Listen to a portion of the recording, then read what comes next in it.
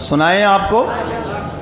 در مصطفیٰ پہ جو آتا ہے یارو وہ در در پہ سر کو جھکاتا نہیں ہے. سب کہہ دو سبحان اللہ. یہ آپ ادھر رکھیں اوپر. در مصطفیٰ پہ جو آتا ہے یارو وہ در در پہ سر کو جھکاتا نہیں ہے.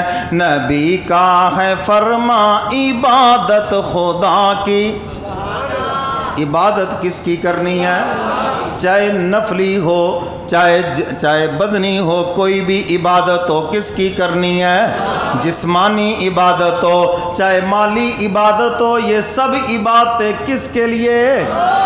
طواف اللہ کے گھر کا ہے، ولی کی قبر کا نہیں ہے. طواف کس کا ہے؟ ہاں، کس کے نام پہ دینا ہے؟ کس کے نام پہ؟ اللہ کے نام پہ.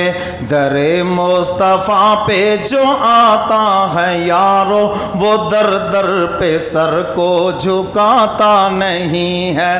کہہ دو سبحان اللہ. ساتھ ہی کہہ دو ماشاءاللہ. پھر کہو ماشاءاللہ. جنہوں نے نہیں کہا آپ بھی کہہ دو ماشاءاللہ. اللہ آپ کو خوش رکھے. تو حضور کے دربار میں جو بھی آئے موحد بن گئے ہیں جی. اور آج بھی جو حضور کا عاشق ہے وہ موحد ہوگا. وہ کیا ہوگا بھئی؟ کیونکہ حضور کا عاشق ہے. حضور کی تعلیمات تو یہی ہیں کہ وہ در در پہ ٹھوکریں نہیں کھائے گا، ایک خدا کے دربار میں آئے گا.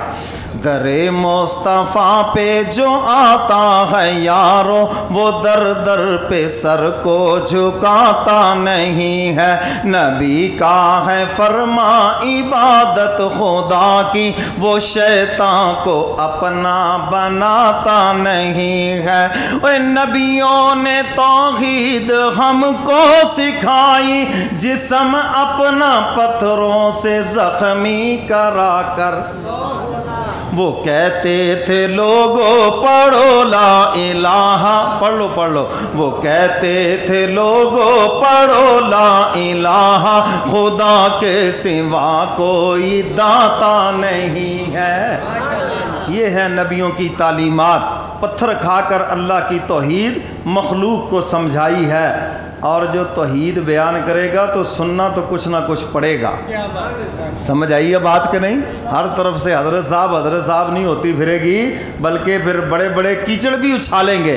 کیوں؟ کہ اس نے توحید بیان کی ہے. میرے استاد محترم حضرت مولانا ضیاء القاسمی مرحوم، ہم حضرت کی خدمت میں بیٹھے ہوئے تھے، حضرت سے پڑھتے تھے اس وقت.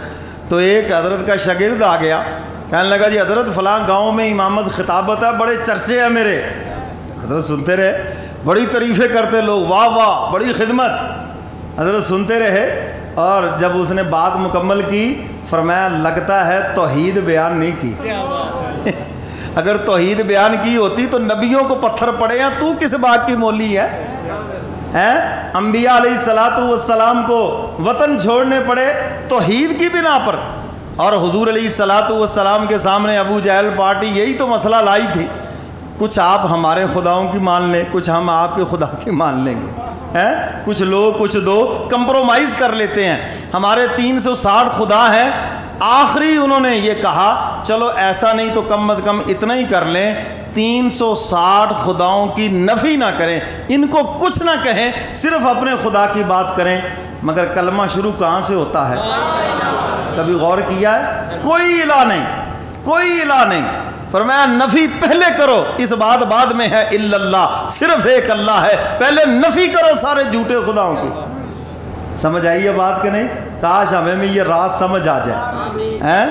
تو میرے استاد محترم فرمانے لگے لگتا ہے توحید بیان نے حق بیان نہیں کیا. حق بیان کرنے پر تو انبیاء علیہ الصلوۃ والسلام کو تکلیفیں اٹھانا پڑی، اور تو کہتا ہے کہ جناب سب تیری تعریفیں کر رہے ہیں. تو وہ تعریفیں اس لیے کر رہے ہیں کہ تو نے حق بیان نہیں کیا.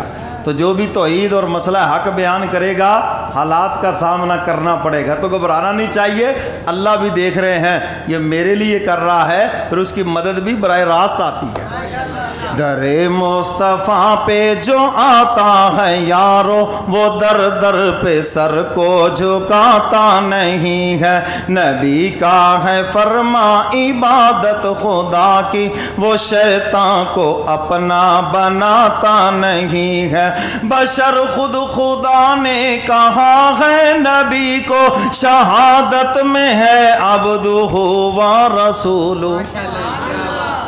قل انما انا بشر مثلکم ہے، تو بشر تو اللہ نے اپنے محبوب کو خود فرمایا ہے۔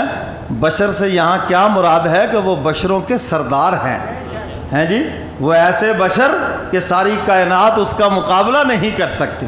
جب یہ کہا جاتا ہے کہ حضور بشر ہے، انسانوں میں سے ہیں، ہمیں اپنا آپ نظر آتا، لو جی بشر تو ہم جیسا ہوتا ہے، تم تو اپنا آپ دیکھتے ہو، ہم تو غلاف بشر میں خلاف بشر ہیں، غلاف بشر میں خلاف بشر ہیں، یعنی کہ وہ فرشتوں سے بہتر ہے انسان ہونا، مگر ہوتی ہے اس پہ محنت زیادہ۔ ہمیں اپنے کرتوت نظر آتے، ہم سمجھتے توبہ نعوذ باللہ، حضور علیہ الصلوۃ والسلام تو ایسے بشر ہے کہ نوری بھی جس کے غلام ہیں، فرشتوں کا سردار بھی جس کا غلام ہے، اور ساری کائنات سے ان کی شان اعلیٰ ہے۔ تو شاعر اس لیے کہتا ہے بشر خود خدا نے کہا ہے نبی کو شہادت میں ہے عبدہ و رسولہ، جو کرتا ہے انکار کلمے کا ظالم، جو کرتا ہے انکار کلمے کا ظالم، وہ جنت میں ہرگز ہی جاتا نہیں ہے۔ محمدن عبدہ و رسولہ ہیں، عبدہ و رسول، اس کے بندے ہیں اور اس کے رسول ہیں۔ تو یہ تو کلمے کا انکار ہے، اگر کوئی کہے کہ جی وہ بندے نہیں وہ تو نور ہے، یہ تو کلمے کا انکار ہے۔